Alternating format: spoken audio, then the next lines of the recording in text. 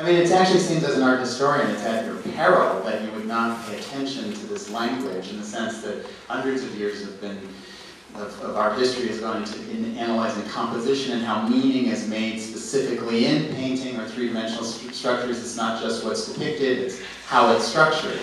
And that seems to be a turning point where you can just easily add that to the arsenal of understanding how meaning is made in art generally, and in film. Yeah, exactly. It's meaning in film. I was talking earlier today about narrative in film. They were asking me about the plot points in this new movie I made. And I said, plot is the hardest thing to shoot. It's hard because you have to communicate meaning. You know, you could shoot an actor's face. Not that it's easy to shoot an actor's face.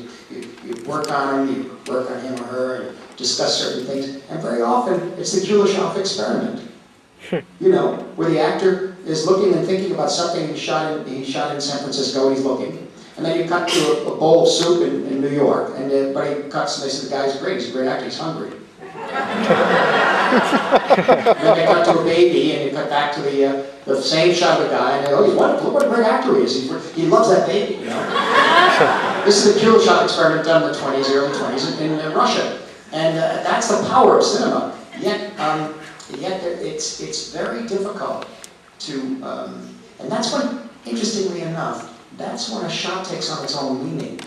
And often, if you haven't designed the sequence, what I mean by that is I usually like to design a sequence, an action sequence or dialogue sequences, and design editing points myself and Thelma. Thelma knows how to deal with them and how to implement them. And for example, in all the fight scenes of Raging Bull were designed and drawn and diagrammed, and everything was very, very clear. And it didn't take that much to edit the fight scenes, except for the last one where there's a scene where Sugar Ray Robinson beats Jake LaMotta on the ropes, and it's a montage of shots. And basically, I always tell the story, I based the shots when I was shooting it.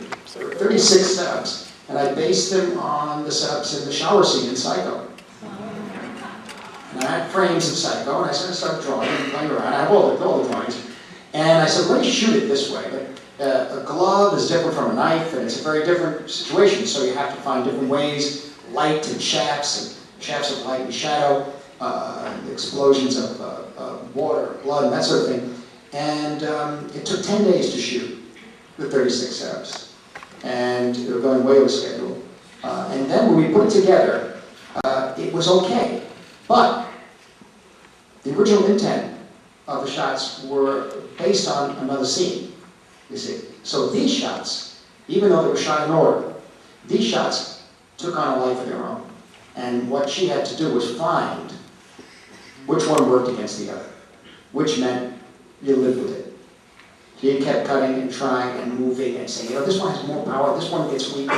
What if we take that weak one and move it over here? It was literally, the shot has its own meaning. And this is what's so mysterious about film. It's what Kurosawa said that night he got the Academy Award for his Lifetime Achievement. I just think I'm just beginning to know what film could do. I really don't know what film is.